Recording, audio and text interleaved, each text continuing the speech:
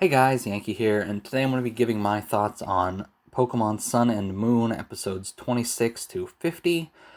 A lot has actually happened in these 25 episodes, so we've got sort of three arcs. One of them was like 5 or 6 episodes, one of them was only 2 episodes, and one of them I'm in the middle of. I don't know how much more there is, but when I stopped watching, we were in the middle of it.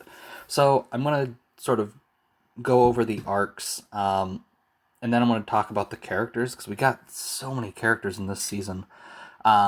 First, though, I want to sort of just touch on the art style. I don't remember if I brought this up in the first video, so I'm going to keep it real quick. Art style, I'm still not a fan of. I think everyone's just sort of too round. I don't know exactly what it is, but it's not for me. It's serviceable, I guess, but the Journeys art style, which I watched before this. I'm in the middle of Journeys, that's why I'm watching this, in case you didn't watch any of my previous videos.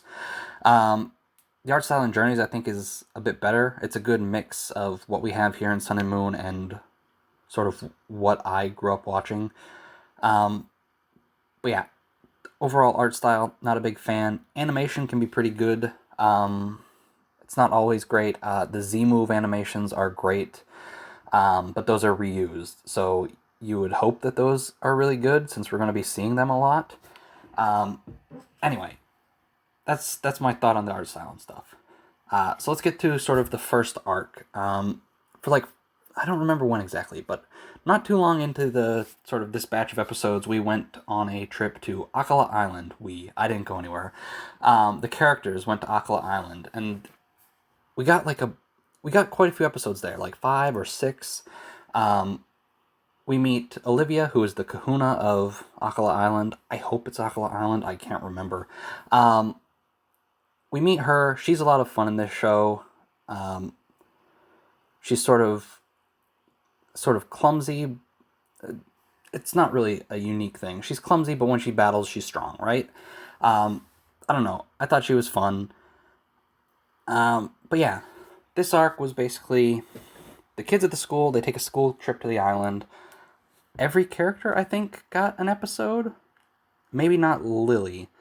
Ash went and challenged Olivia. Lana definitely got an episode. Callaway got an episode. Mallow, kind of. But I'll talk sort of more about what happened to each character when I get to sort of each character. The Akala Island arc was a lot of fun, though, and it was a really good way to sort of start off this batch of episodes.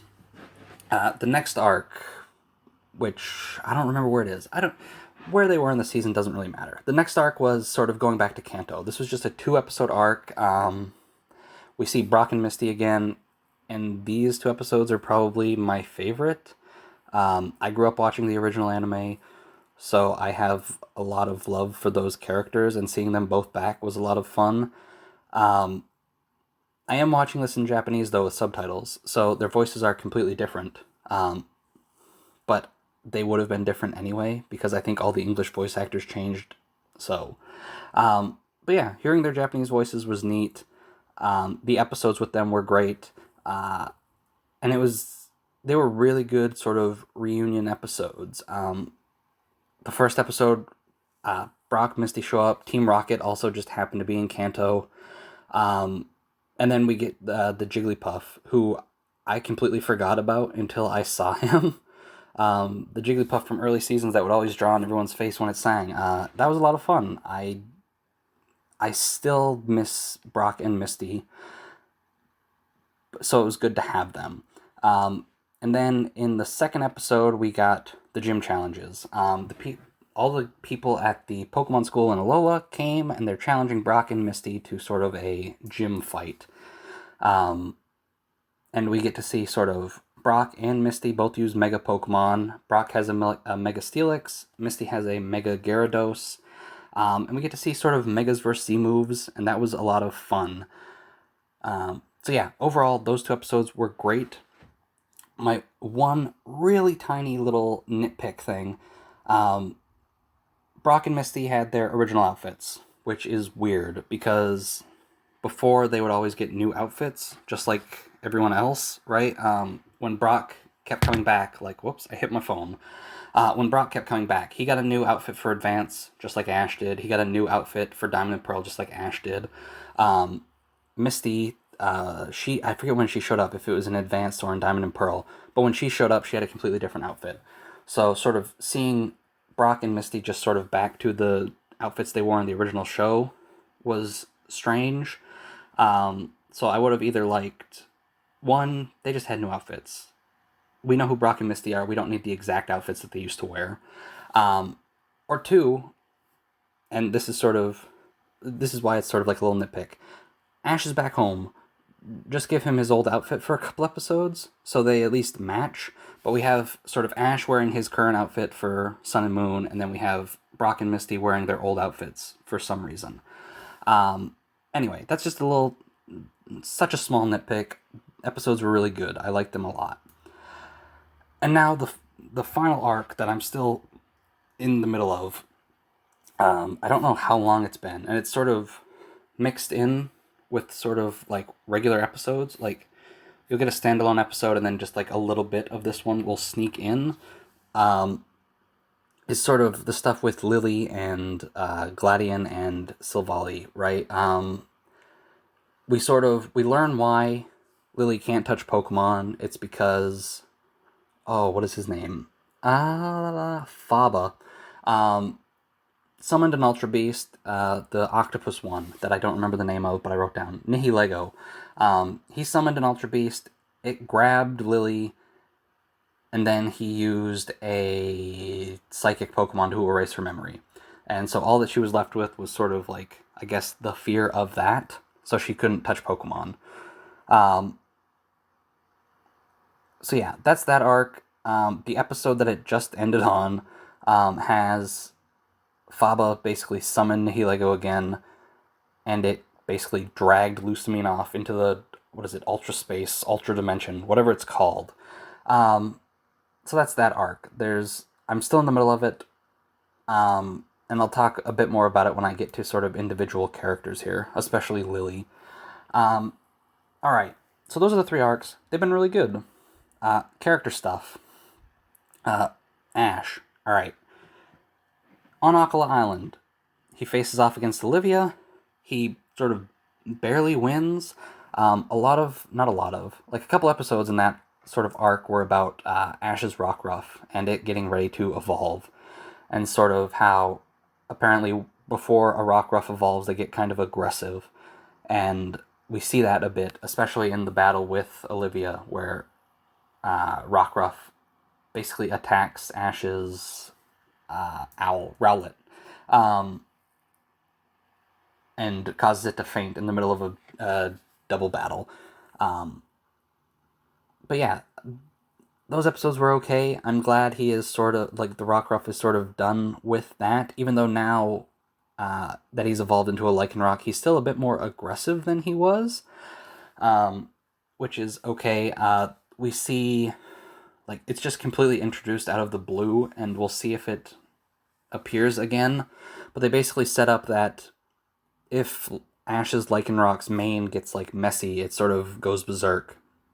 But that's okay. What is he? He is Dusk form, Lycanroc Dusk form, the orange one. I think it looks really good. Out of all the Lycanrocs, I think Midnight's my favorite. I like the sort of just werewolf-looking thing. Midday is my least favorite because he's just sort of plain. Like, if it was just Midday and Midnight, they would have been fine, but the Dusk form makes Midday form just sort of boring. But yeah, Ash's Rockruff evolves. I think that's his that's his only Pokemon that's evolved here in the Sun and Moon show so far. And now for sort of something that sort of took me by surprise, right? Coming into this show, I had an idea of who Ash's team was already, right? I had heard people talk about this show, specifically him winning the league, so I already know that. And I had also seen the episode of Journeys where he goes back to Alola, and I see most of his team there. I didn't know that they gave Ash Nebby in this. So that was sort of a surprise. I think in the last video, I even brought up, like, I was asking, is Lily going to get Nebby? When is Nebby going to show up? Is he going to show up at all? And he showed up, but he didn't go to Lily, though Lily did name him, which had sort of confused me when I was watching, because again, I'm watching subbed, so I didn't know what Lily called him in Japanese and what his actual Japanese name was. So I looked that up, and he is called basically Nebby in Japanese, though they don't translate the same, obviously. Nebby's just the localized name of it. They haven't said his actual Pokemon name, Cosmog, at all, which is apparently Cosmog in both English and Japanese. Also, just talk about Nebby real quick. I forgot to mention this in the sort of current arc with like Lusamine and Faba and stuff. Nebby evolved after Faba used him to open up a Ultra Wormhole. I don't remember what Cosmog evolves into, but he is sort of like the middle stage where he's just sort of like in the little cocoon. So we'll see what happens with that. He evolved kind of quick. I don't think Ash has even had it like 10 episodes yet. So, and also he isn't technically Ash's yet. Ash hasn't caught it. Ash is just watching over it after seeing a dream of Lunala and Solgaleo basically tell him to watch it. Alright, next character, Sophocles. He got an episode, and it was probably one of the worst episodes, because just sort of the whole premise of it is something I hate.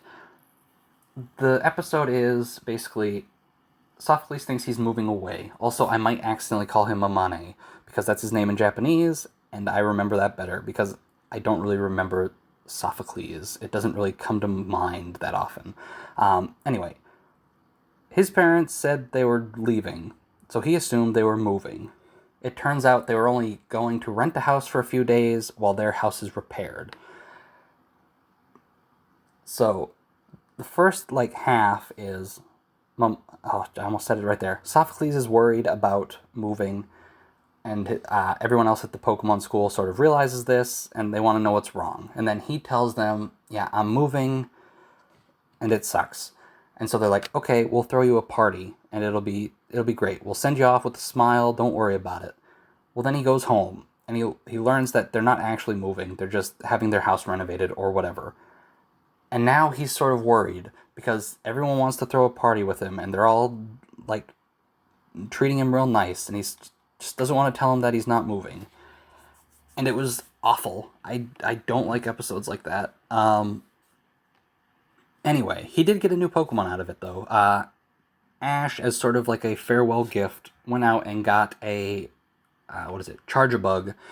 He found it in the, forest or whatever, put it in a cage, and brought it for Sophocles to catch. And so Sophocles, I think, is the first one to get a second Pokemon out of everyone. Lily was the first one of the other kids to catch a Pokemon that we saw. But Sophocles was the first one to get a second one. And then we got a second episode with him where they did a race, a Charjabug race, where he basically put his Charjabug in a little car.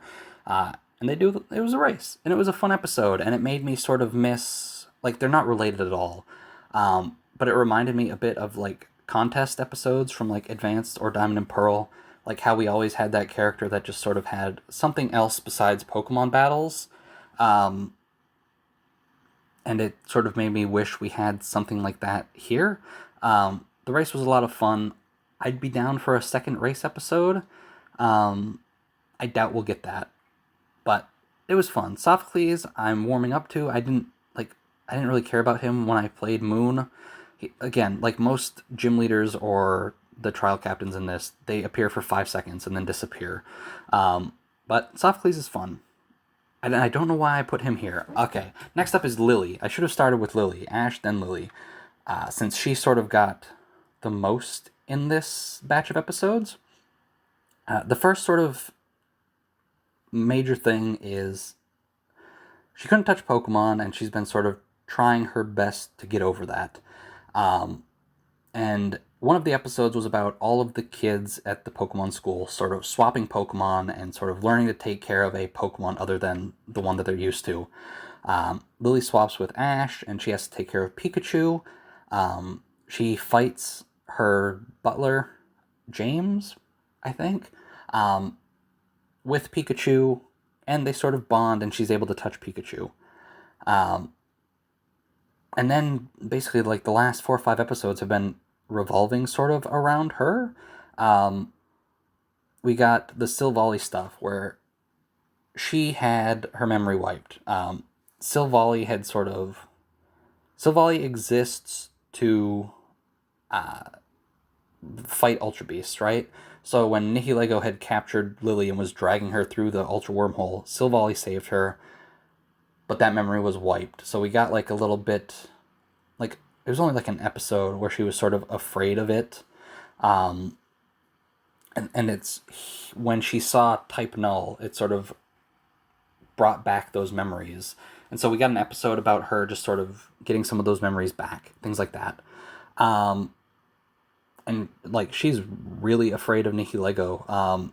Because, like, last episode when it appeared again, she was basically out of it the whole time. Just sort of wide-eyed and scared and screaming and stuff. But by the end of... Not episode 50, I think 49. After she realizes that Silvally had saved her, she sort of gets over her fear of touching Pokemon. And so now she's able to touch Pokemon freely.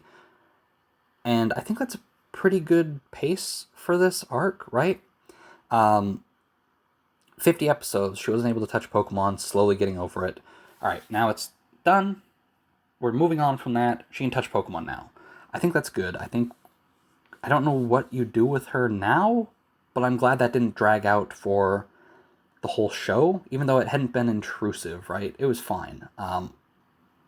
But it could have gotten old. So I'm glad we're done with that. And anyway, Lily has been a lot of fun.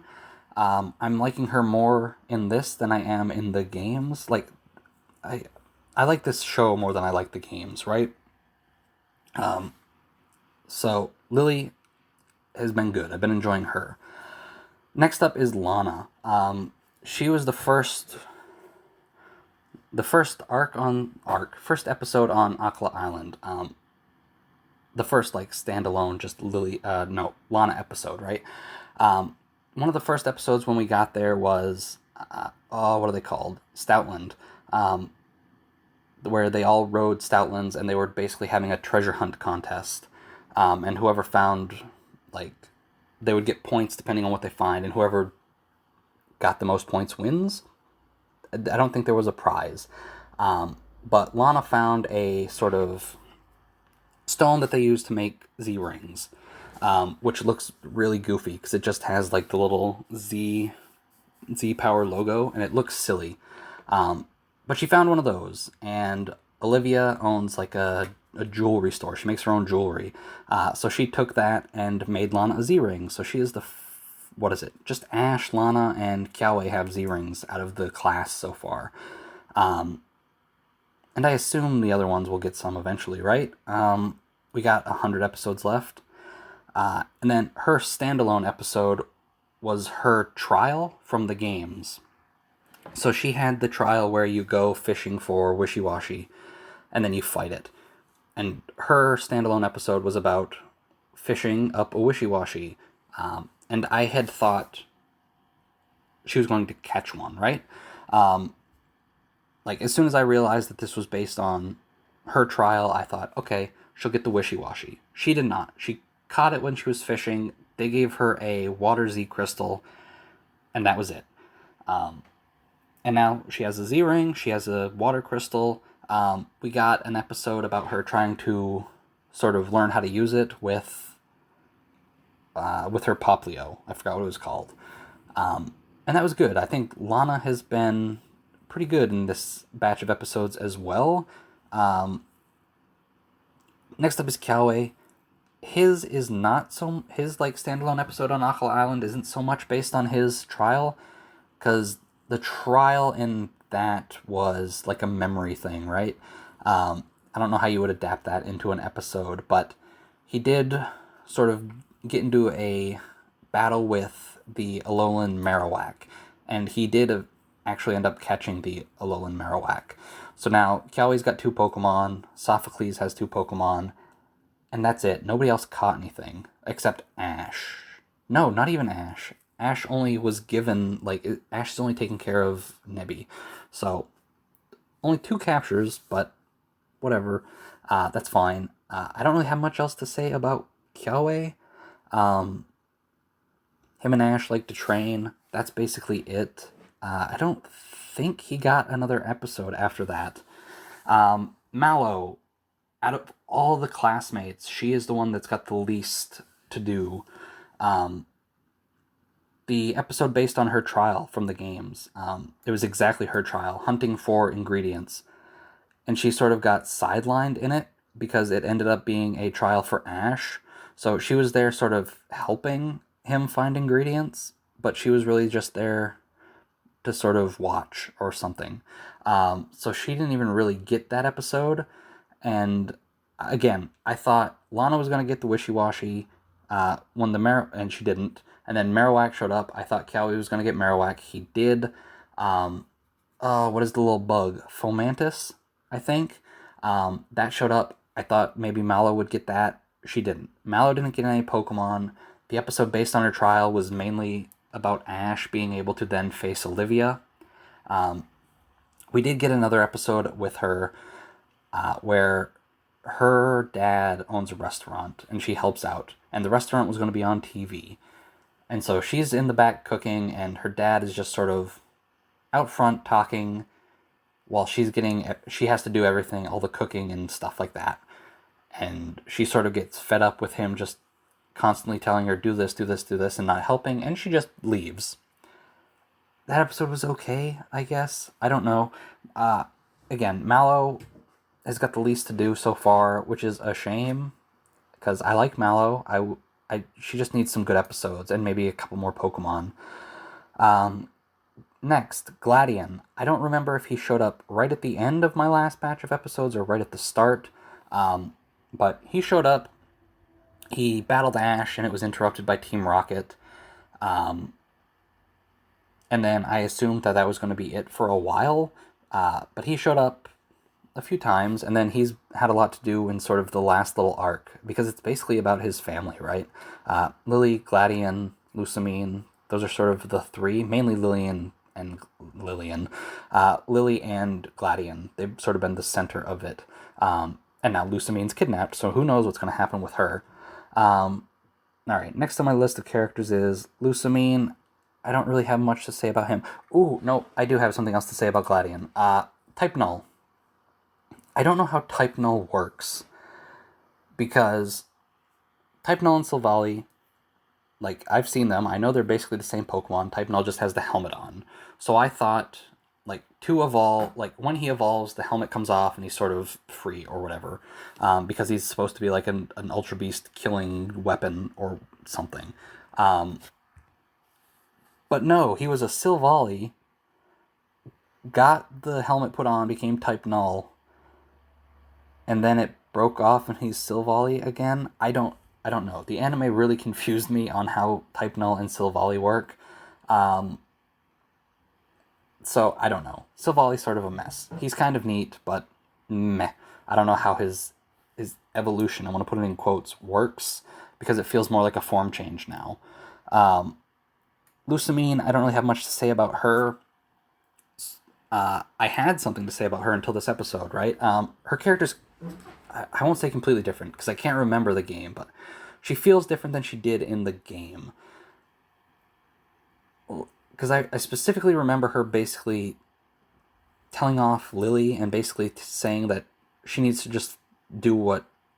Lily just needs to do what Lusamine says, right? She was very controlling, and we don't really get any of that in here, but I also don't remember much of that game, so maybe I'm just misremembering. She feels different to me, but now that she's sort of been kidnapped, I feel like we're going to be getting sort of the evil Lusamine that was in that game. So I'm looking forward to that. Next up is Burnett. She shows up finally, and I was kind of confused at first because I didn't know what they were doing with her and Kukui. In the games, that's his wife. And here, he said she was a researcher, didn't introduce her as his wife, so I didn't know what was going on. But it seems like they're going to be doing like a romance between them. She's appeared in a few episodes, but she was only like a focus in 2. One when they all went to Aether Paradise, I think. And then the second one when Ash had like a sleepover and offered Burnett to stay.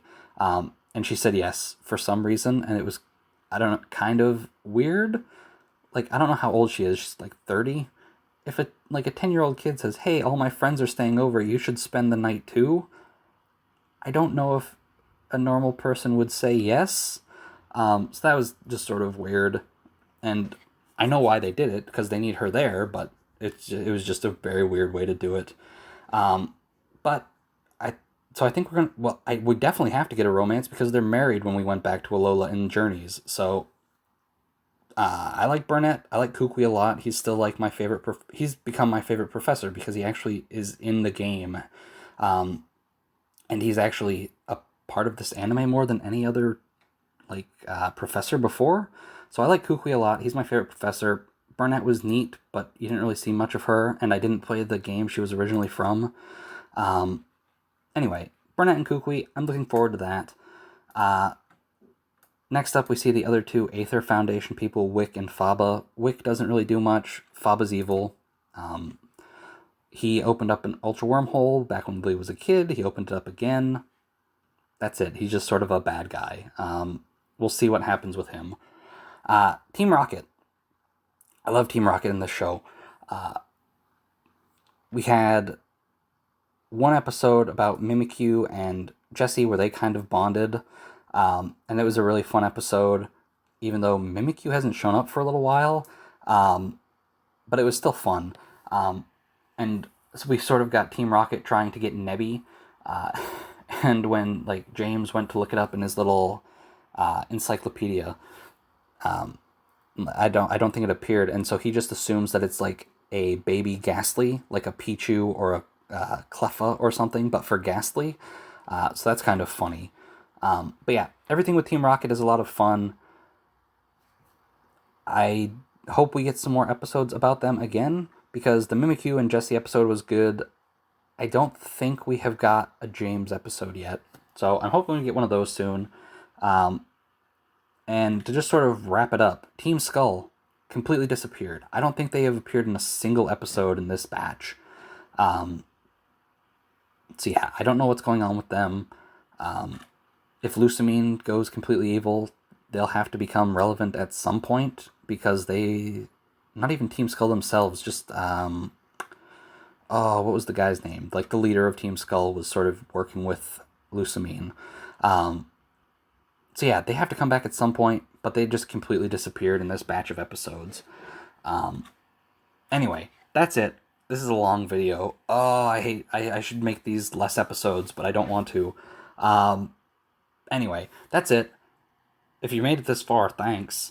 I'll be back soonish with more episodes of this. I'm really enjoying it so far, more than I thought I would. I was really turned off by the art style when it was shown initially, a few years ago now, but I also wasn't watching the anime then. So I hadn't planned on watching it, but I'm really glad that I came back to it after enjoying Journeys, because I'm having a lot of fun so far. And there are little problems I have here and there, but they're really tiny, mainly with Mallow, how she doesn't really have anything. Anyway, that's going to do it for this video. Thanks for watching, and I'll see you guys next time.